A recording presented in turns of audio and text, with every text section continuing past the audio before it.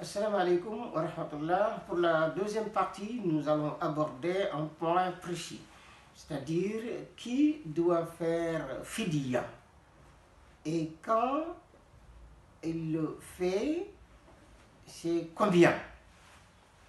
Qui doit faire fidya? Bon, avant de répondre carrément, il faut parler de quelque chose, c'est-à-dire une femme enceinte ou allaitante.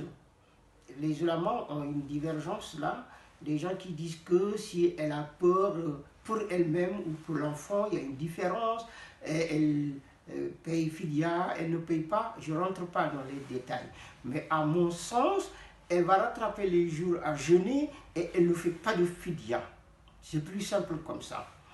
Et deuxième chose, c'est une personne qui est malade, une maladie incurable, ou une personne très avancée dans l'âge, personne âgée, qui ne supporte pas du tout le jeûne, ou il supporte mais avec beaucoup de difficultés. Là, il ne jeûne pas, il va payer fidya. Et troisième personne, c'est quelqu'un qui avait des jours à rattraper, mais par négligence, il ne l'a pas fait, jusqu'à l'arrivée de l'autre Ramadan.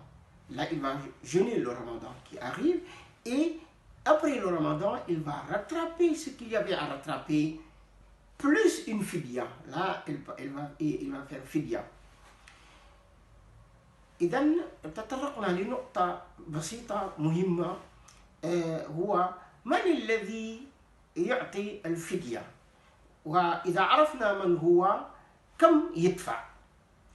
الذي يعطي الفدية بالنسبة للعلماء اختلفوا بالنسبة للحامل والمرضع، خافت على نفسها أو على الولد أو الرضيع. لا أدخل في التفاصيل، ما عندنا وقت لذلك، ولكن الشيء الأيسر والدين يسر أنها تقضي ولا تفدي، تقضي ما فات من الأيام ولا تفدي أو تعمل إطعام الفقير، إطعام مسكين. وإذا كان شخصا مرضا مزمنا لا يرجى برؤه، هذا أيضا يعطي الفدية، لا يصوم يعطي الفدية. وإذا كان شيخا فانيا أو عجوزا لا يستطيع أو هي لا تستطيع أن تصوم إذا كانت المرأة، هؤلاء أيضا يعملوا الفدية. والشخص الذي كان عليه قضاء بعض الأيام ولكن غفلة ما قام بذلك حتى وصل رمضان الآخر، فهو يصوم رمضان اللي وصل ويقضي بعد رمضان أيام اللي كان عليه ويفدي. إذن هؤلاء الذين سيعملوا الفدية. والمقدار كم؟ Combien on doit payer? Donc là aussi, il y a une divergence entre les ulémas, entre muddou et deux muddou et ça. De toute façon, si on doit parler de cela côté argent, ça va nous ramener vers 1,75 € ou 3,50 € ou 7 €. Et ce qu'il y a au milieu, que je juge un peu mieux, c'est 3,50 €. Parce que les ulémas, ils ont dit que c'est beaucoup moins que zakat al-fitr. 1,50 € par jour pour un pauvre, ça serait mieux. Et si tu le fais comme zakat al-fitr 7 €, comme Dieu dit dans le Coran,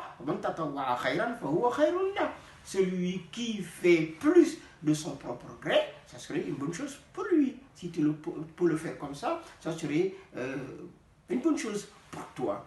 Voilà en résumé la réponse qu'on peut donner concernant qui doit faire fidya et combien. ونسأل الله سبحانه وتعالى أن يوفقنا وإياكم لما فيه صلاح الدين والدنيا، وأن يتقبل منا ومنكم الصيام والقيام ويجعلنا من الراشدين. والسلام عليكم ورحمة الله تعالى وبركاته.